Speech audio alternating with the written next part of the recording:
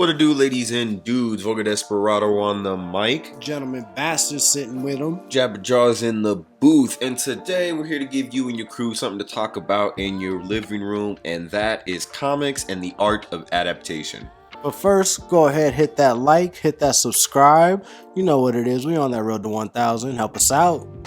Alright, so this conversation kind of got sparked in my head because of Scott Pilgrim's latest anime adaptation and DC Comics animated movie, Crisis on Infinite Earths. And mind you, I guess for me in particular, I did go to school and I studied film and I have a minor in that. And one thing that I always think about when it comes to adaptation, because I actually took a class on adaptation, there's an actual art to adaptation, and there are three different kind of like styles or main ways to add, like in a very simplistic way, because there's lots of hooplas and blah blah blah. But let me just read this bit from the internet here. Jeffrey Wagner proposes a system for classifying adaptation in which they are divided into three groups: transportation, commentary, and analogy. And this other website kind of gives me a little quick synopsis here. So it's transportation occurs when a novel is translated exactly from the book to the screen. You can also think comic books and maybe some other things. Whatever kind of novel. Yeah. Commentary is when the story from the novel is altered in some way to make a point through its film. And finally, analogy, when the novel's context is altered for the film in order to make a certain statement through its reframing. Now, it's not to say that either one is better than the other, but I would make the very fair argument to say that in more recent years, literally feels like the last 10 years, you haven't seen a direct transportation type of adaptation. You are not seeing stories being told for what they are, and in fact, I'd make an argument to say that at least with those last two examples, Scott Pilgrim and Crisis on Infinite Earths, you're not even seeing a commentary or analogy. You're just kind of seeing changes for the sake of changes. I'd make an argument that there may be changes for the sake of ease. See, you know, so yeah, and at that point, like for me, if it's gonna be any type of one that I want transport, because that one is going to be a story that we know. If we do one for analogy or trying to get any of those, it's just kind of like, if you do it, I feel like for certain different medias and such, it would work. Like you make a video game, yeah, you want something that's going to be based off of the story of a bunch of stuff, because then you can make your story a little bit bigger, a little bit different. But if you're going to make a film, if it's based off of a book, I think you want to follow it as much or closely as you can each time, just because that's what we all would know if we read the book, if we know what that little old previous film is or something, if it's a better remake. Right. And I think, to be fair, a lot of books, there's magic in books that people don't realize. Like you can get away with a lot of things in a book. Yeah. And, some things just can't be translated to film, whether it be due to grossness or or it's just something that something you just feel very it just outlandish. It's just hard to produce. If you see it like it's meant for your imagination. Just, like I get that, definitely. There's an art to it, but I do believe that we do live in a time that's like more on the art of commentary or really analogy, where they're trying to make a statement about some things. There's plenty of examples. Say that they have these views already in place and stuff, because this is what they're saying now. Even in the sense of something as like a race or gender swap story, that's like an adaptation of it. Those are like statements. Those are, hey, a girl can do it too, or whatever. You know what I mean? Yeah. But we're not in a point where you're getting any of these direct transportations. And again, like it's going to vary in some realms where it matters, where it doesn't matter. Like I said, there's race swaps, and that's not going to be a direct visual translation, transportation, translation, if you will, adaptation. And people are going to hate that. And sometimes that's going to be stupid, and sometimes it's going to be like whatever to the story. But we'll see some changes in some of these stories that, like, it's weird to say that it's making a statement, because it's just changing things that are it's almost making it a new franchise in and of itself. Like Scott Pilgrim told through the lens of like Ramona is like a whole new story, but you're like banking off the fans of people that know the original story. Like you couldn't sell that to like new people. You really can't, because they wouldn't really get it. They wouldn't have that emotional connection. They might, it's not impossible, but it's just kind of like not like. It's like a weird, I feel like it's almost like a fourth version of adaptation, because now people are derivative of their own work, and they're like, adding things in or doing things that only fans of the shit would know and be able to accept. Yeah, it's like they're bringing it, like the fourth adaptation should be fan fiction at this point then. You know what? That's actually, that's everybody's a good point. writing it that way to where this is my story. It's the way I want it. It's based off of my favorite characters, and it has it the way that I want it to end. Right. And it's like, that's a fanfic. Like, we all wanted to write fanfics, loved writing fanfics, did the fanfic thing, but that's my personal story that I have, and it's like, that's my head. Yeah, like that's not this is how it should be for everybody. This is out of all of these characters, this shouldn't be like the new norm for this franchise. You still got to write a good story. You can't like just take two random ass characters that you love the most out of something and be like, they have to be the main ones now. It's like they weren't the main for a reason. Right? They're side characters. They're there. Like, this person was a side character. You can't make them the head person now. All of a sudden, it's like those. At that point, it's just you're trying to write what you want and for yourself. Yeah, sometimes like it's not like the worst thing, but sometimes it's kind of like still like poor choices. Like again, I mentioned this in my other review, like the Crisis on Infinite Earths ones, where it's like they put in Amazo, and Amazo is, I don't know if he's more of a newer character. I don't know if Amazo was back in the 80s. It doesn't really matter. Yeah. But he wasn't in the book, and they put this Amazo storyline and add some stuff, and I'm like, okay, I get it. And I get more so in the sense that, hey, this book would be a little bit hard to adapt into a movie.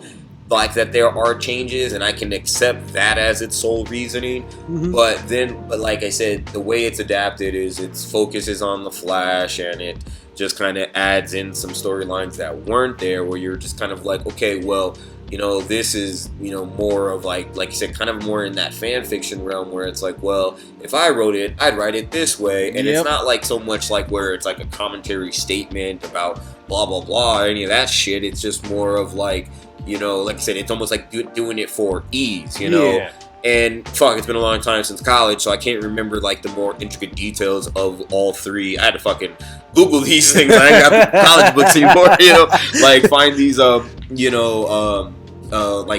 kind of like go more, because truly and honestly, a lot of these things can kind of cross boundaries. They can be, two different categories. It could be a transport that starts to turn into an analogy or commentary that turns into, and it's like, I get how those things will all work together, of course, but it's just like we're saying right now, everything has become a fanfic. It's not trying to make any of the things that they have, those core materials, be used. It's just, you guys know this, like Star Wars. Here goes Star Wars story. It's like, but you're not doing Star Wars at that point. You just got space with lightsabers. Is a good example of like that fan fiction, kind of like, hey, like building off an existing fan base. It's just those types of things are, if that's going to keep on being, if it's going to be the whole bread and butter you guys want to go for, then you can't only write fanfics. That's it. Right. Then start just making up your own story based off of something that you watched, that you've already seen. Like you can make something cool, like make it to where it's going to be a love story that's in space, and all of a sudden giant rocks are attacking them or something.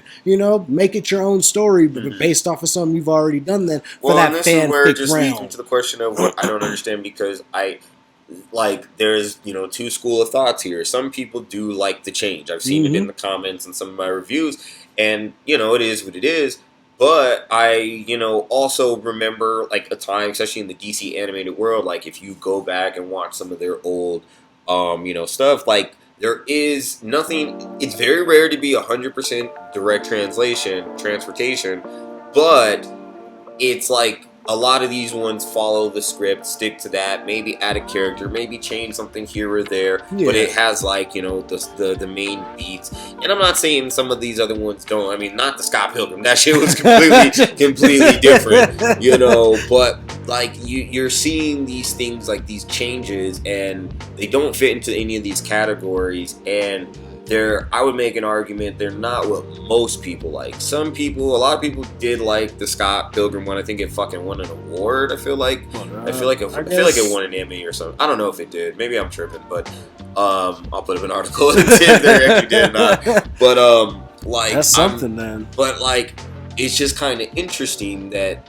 nobody. I don't know if nobody, but I feel like it's weird.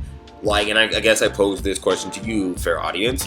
Do you like, which one do you like the best? The transportation, the direct translation, the commentary, the ones kind of commentating on things, or the analogy where it's like making more of a statement about things, you know, in its storytelling and adaptation? Because generally speaking, I think, like, especially if you read something, you know, I mean, there's a common phrase, the book was better. Yeah. And like, in a weird way, it sucks to say that, because film, we argue, is like the highest form of, you know, media entertainment because of the budgets and what goes into it and how much goes into it. Yep. Exactly. So when you're like, you know, take like the Justice League and just the DC EU in general, it's like you're reading these amazing characters on the page and you're like, yo, I can't wait till they put some real money behind this and you get real people and you get this, and then like they shit the bed more times than not, you know. And so it's just kind of like, I think the problem is that it's like they're not being true to the characters, to the material that there is. You know, even like, you know, it's like take another like version of adaptation in the sense of like, okay, I'm making stuff, or I'm making my own version of it.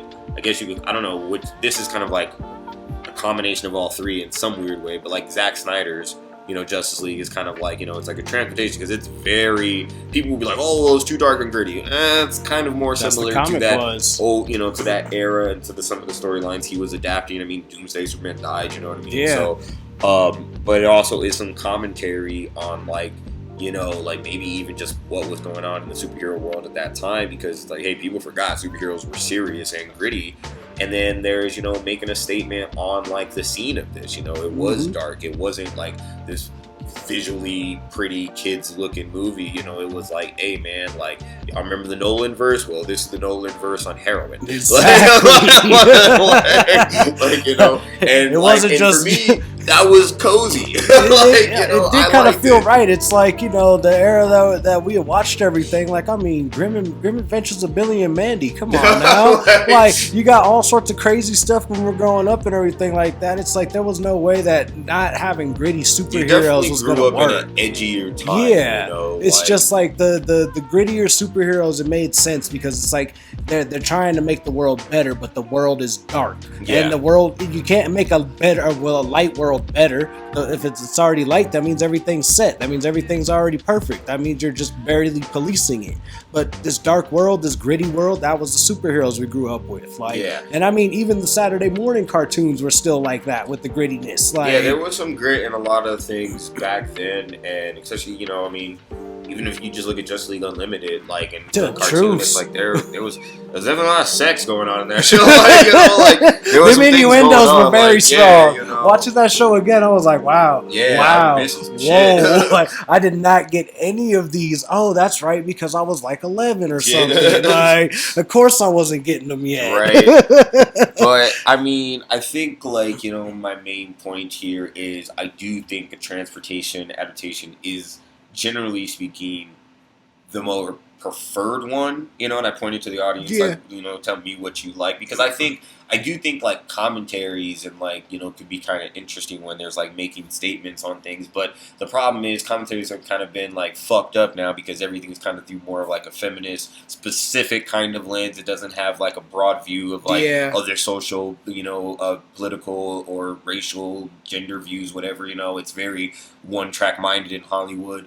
And so that's why all these superhero movies are doing what they're doing, and it's just like, but it's, I want to watch them, but they're not enticing to me. They're not pulling me. They're not gripping, and it's because of that. Like, we got rid of the male gaze.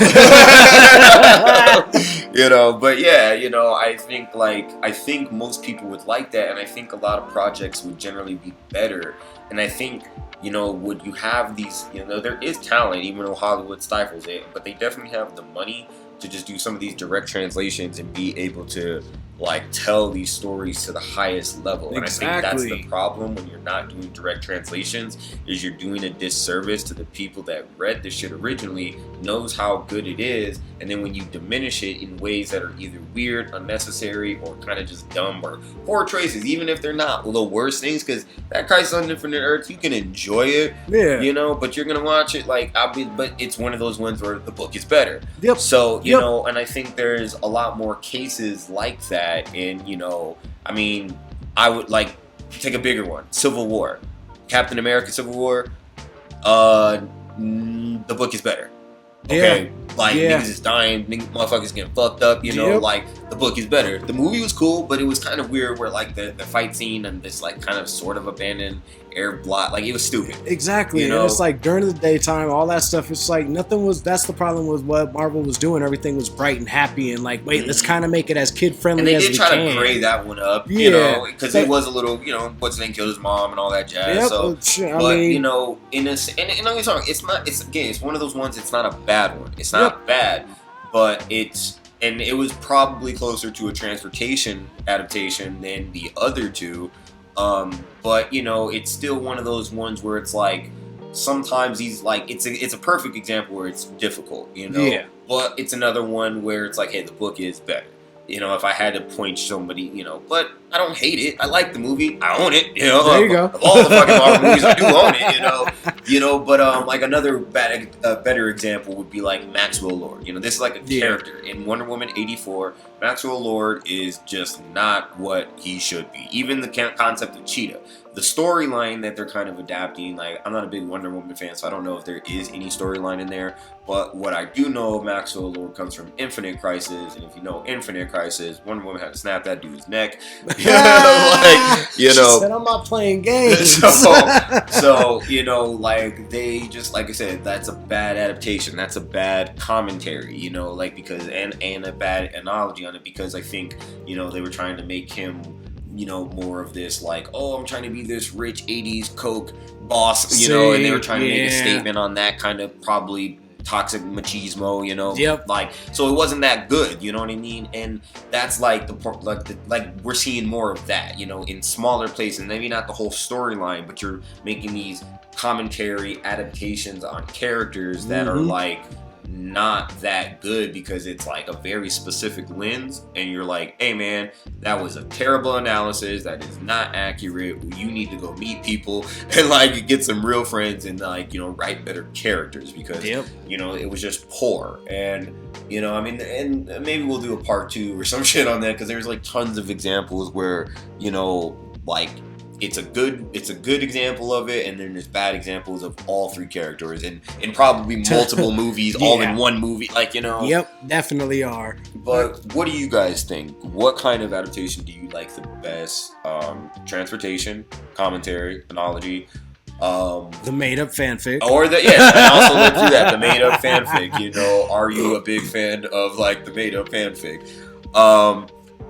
But you let us know in the comments. Do us a solid, hit that like and subscribe. You know what it is. Hopefully you stayed this long for this one, trying out some new things, give you a little something to talk about in your living room. But you know what it is. Jawz in the booth, Fogger Desperado, Gentleman Bastard, and we will catch you on the next one. See you. Peace.